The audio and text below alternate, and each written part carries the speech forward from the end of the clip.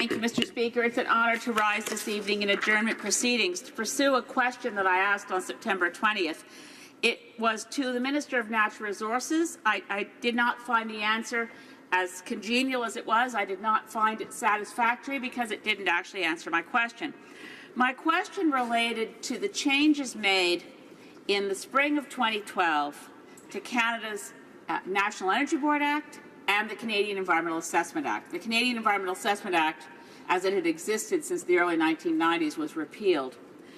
That was a tragedy that I hope we will see reversed, but I'm afraid that the train of the debate tonight will reveal that I have very, very diminishing hopes that we'll see our laws restored to what they were in 2006. One aspect of what the previous Conservative government did in the Omnibus Budget Bill C-38 was to massively change the way environmental assessments were pursued.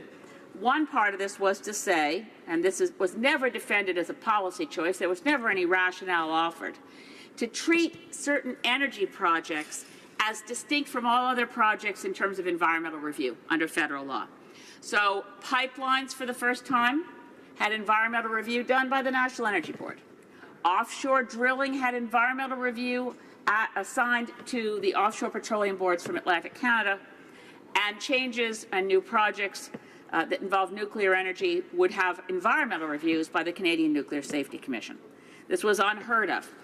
What I pointed out in my question to the Minister on September 20th was that the National Energy Board, in doing environmental reviews on pipelines, was showing a much greater willingness to approve the project if it interfered with caribou habitat than when Environment Canada reviewed a mining project in the same regional area with the same caribou herd. Mining projects were given a much rougher ride than pipeline projects. And my question was to the Minister, would he confirm that the National Energy Board will get out of environmental assessments once and for all? That was the expert advice commissioned by the new government under two different expert panels. One expert panel on the National Energy Board, one expert panel on the Canadian Environmental Assessment Act. Both expert panels said, get the National Energy Board out of environmental reviews. It is not an institution that knows how to do them.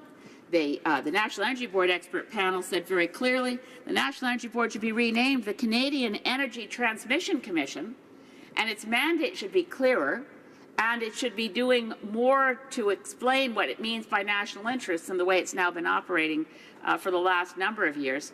And under environmental assessment review, the environmental assessment expert panel said put one agency in charge and give it quasi-judicial status. Well, the National Energy Board has quasi-judicial status.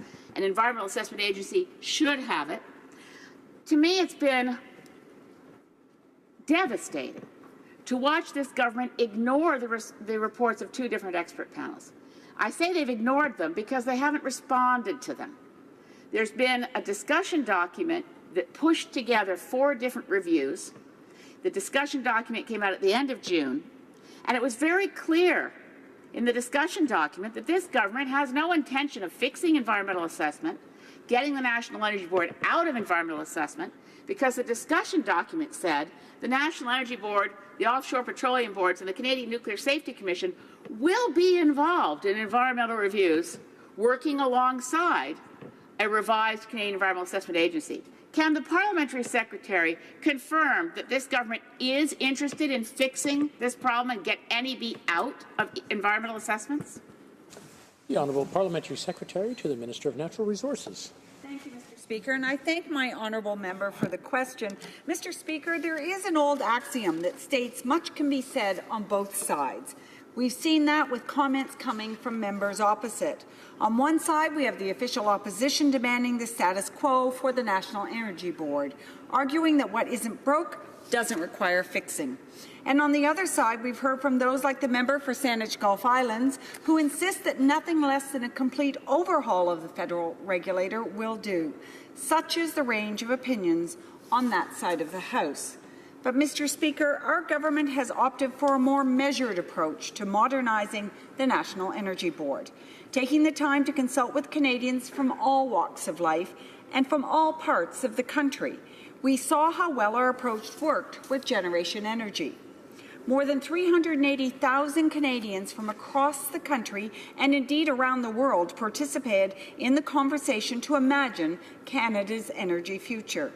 Another 650 Canadians advanced those discussions at a two-day forum in Winnipeg this fall. We've been doing the exact same thing with the National Energy Board, listening carefully and engaging constructively. Why? Because, Mr. Speaker, we recognized when we came to office that we needed to restore the confidence of Canadians in the way major resource projects were being assessed. We've been doing just that, step by step. First with an interim strategy and then with a comprehensive review. As the member mentioned, we've since published our discussion paper on a proposed approach, an approach that honours our commitment to advance reconciliation with Indigenous peoples, protect the environment, and ensure greater investment certainty. Soon, we will introduce that legislation, and that legislation reflects the feedback we've received. It will include modernising the National Energy Board to ensure it serves the needs of Canadians into the future. It will reflect regional views and have sufficient expertise in fields such as environmental science, community development, and Indigenous traditional knowledge. Mr. Speaker, our government's vision is clear, and it's built upon three key pillars: economic prosperity, environmental protection, and Indigenous partnerships. By rebuilding public trust, re-engaging with Indigenous peoples, and revamping the regulatory process, we can create the conditions to ensure that good resource projects go ahead and get our resources to market. The early results bear that out. On our watch, we have approved major resource projects that will grow the economy, spur billions of dollars in new investments, and create thousands of jobs, even as they also demand greater environmental performance.